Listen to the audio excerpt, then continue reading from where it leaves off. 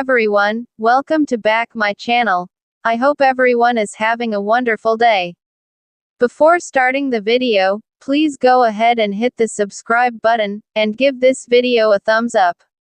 It's time to stand up in a clandestine act that redefined the definition of parental protection from beyond the grave, director Leon Vance's secret wiring of dirty money to his daughter, Kayla, before his death in NCIS Season 23 was not a betrayal of his office, but rather the ultimate act of faith and a strategic maneuver by a father who knew the system better than anyone. The explanation for this risky transfer unfolds through the poignant flashbacks of the Season 23 finale, Sons and Daughters, which reveal that Kayla was haunted by a coffee shop bombing that occurred a year prior, an explosion she narrowly escaped. While the FBI and ATF dismissed the first attack as the work of a lone wolf, Kayla's instincts, sharpened by a chance encounter with a young victim named Evan, told her it was part of a larger, more sinister network of domestic terror. Her sleepless nights and relentless dedication to the truth led her to build a private, off-the-books operation designed to track online chatter and stop radicalization before it could claim more lives. Vance, initially a voice of caution in the boxing ring where they often sparred, watched his daughter's passion grow into a mission, and in a rare display of unfiltered paternal pride, he encouraged her to follow this path, even suggesting she might one day sit in his director's chair.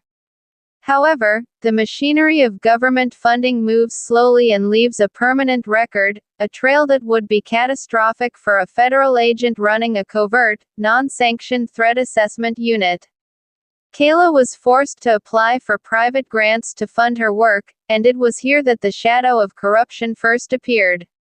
As Casey Hines, forensic accounting later uncovered, the funding for Kayla's team was filtered through a slush fund comprised of dirty money, and the audit trail showed that director Leon Vance was the last person to access those funds before his untimely death. To his political adversary, Deputy Director Gabriel LaRoche, and to anyone scrutinizing the transactions posthumously, this appeared to be a career-ending scandal, the late director funneling criminal proceeds to his own daughter. But the truth of Vance's motive is one of profound foresight. Living in a world of bureaucratic infighting and venomous politics, exemplified by LaRoche's immediate move to use the scandal to seize Vance's director's seat, Vance knew that Kayla's work was too important to be approved through official channels, where it would be delayed, altered, or killed entirely. He accessed the dirty money not to line his pockets, but to sanitize the trail, ensuring Kayla had the resources she needed without her name being directly tied to the illicit origin of the funds. He was building a firewall of plausible deniability around her. By making himself the final point of contact with the corrupted cash, he absorbed all the risk of the financial scandal so that if the money was ever traced, the blame would fall on the deceased director, not the agent in the field.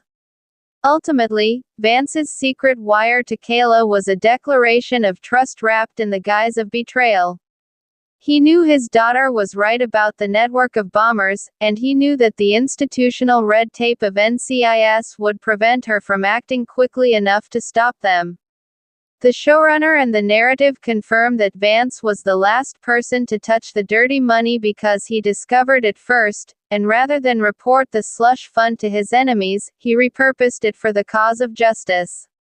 He effectively laundered the truth, creating a legacy that, when cleared by the team, solidified his reputation as a man willing to sacrifice his own name to save others. This act is beautifully bookended by the final scene of the episode, where Kayla finds a letter and signed discharge papers in her boxing locker, where Vance gives her permission to leave NCIS to pursue her passion full-time. The money was the instrument to allow her to begin the fight, the letter was the emotional release allowing her to finish it. By secretly wiring the dirty money before his death, Leon Vance wasn't corrupting his daughter's career, he was liberating it, betting everything he had, including his posthumous reputation, on the certainty that she would finish the mission he could no longer see through to the end.